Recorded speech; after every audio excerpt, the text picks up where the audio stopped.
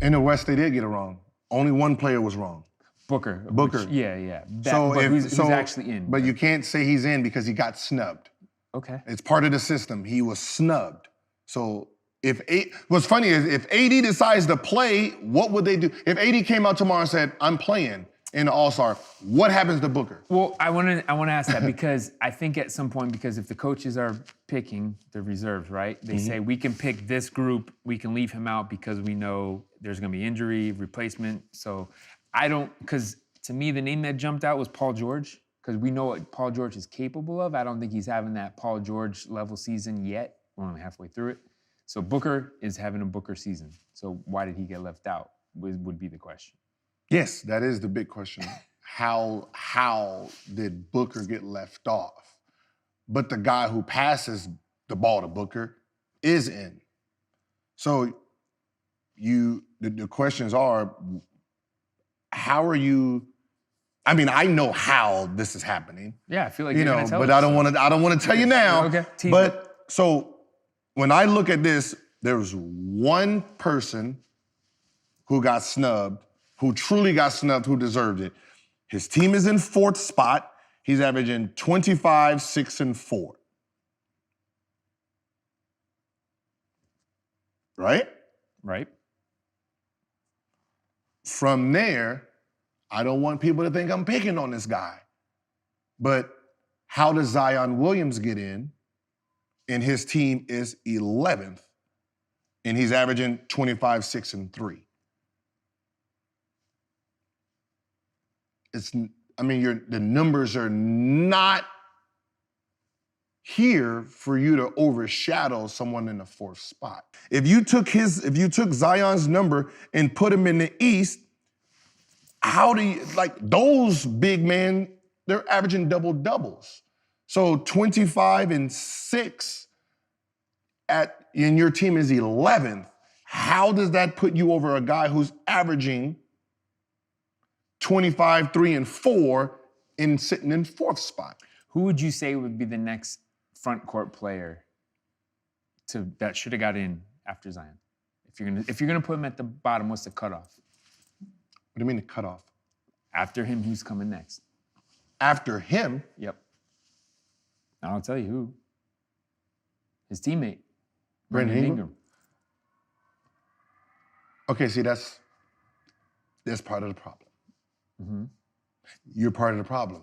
Mm-hmm. I guess so. You're part of the problem because you're trying to categorize Hugo. It's player. This is not the starters. It's not 2 guards, 2 4s, and whatever. It's the best reserves. So if the best reserves is all big men, God damn it, it's all big men. If it's all guards, it's all guards. That's if you look at all these guys that we have in the snub category, they're all guards because guards put up the numbers. They're scoring more. You're looking at offense, except for Rudy Gobert and maybe Ben Simmons, there's not a lot of attention to defense. So if we look at just offensive numbers. And you say Rudy Gobert was he averaging 14 and 12? Mm-hmm. Are those really sexy offensive numbers? No. No, is it really all-star numbers? Or I'm pretty sure his team is number 1. So number 1, we're just gonna grab number 2. That's how Middleton was making it with defensive specialist. But that's how Middleton was making it with his mediocre numbers. There was one year where I think it was last year.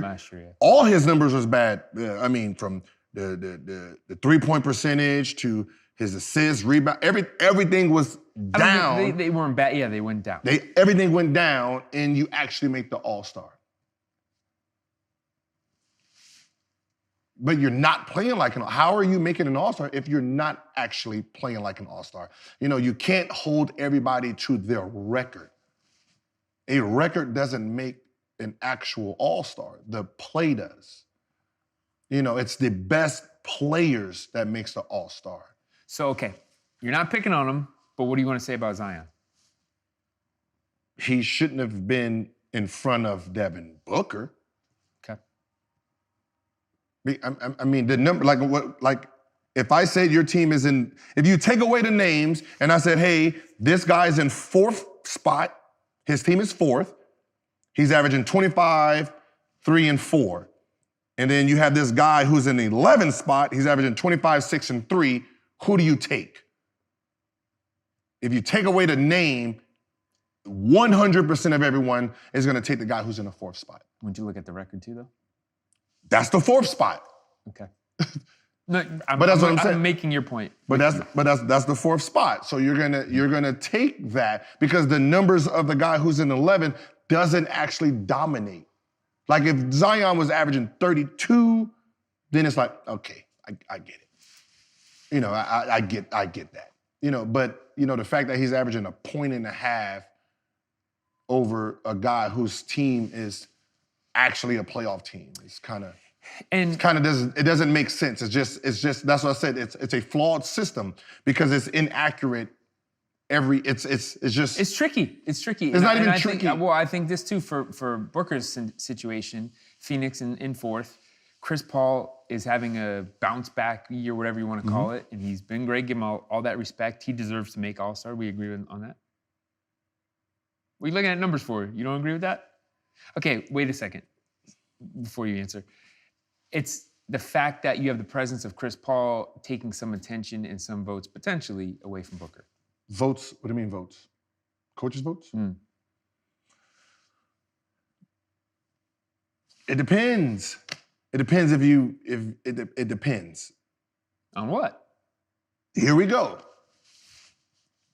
If we go in the West and say, who is the best player in reserves? Of course, Anthony Davis. Dame. Anthony Davis over. So Anthony Davis is going to be second? Sure. So Dame is number 1? Yes, Dame is number 1 to me. Okay. And also he's playing an available Anthony We're Davis. just talking about just period. Just when before. In general, I'll still take Dame. Okay, so Dame is the best player in the reserve. At the reserve. Anthony Davis. Who's actually number 3? Do we still get to count Devinbooker? I mean, yeah. Okay, so that's where I had him. I said, as of right now, he is when it comes to reserves, he is the 3rd best player. 3rd, you can argue 4th, behind PG if you want to, but you can say I'll take Booker. You can say Booker is probably the 3rd best player.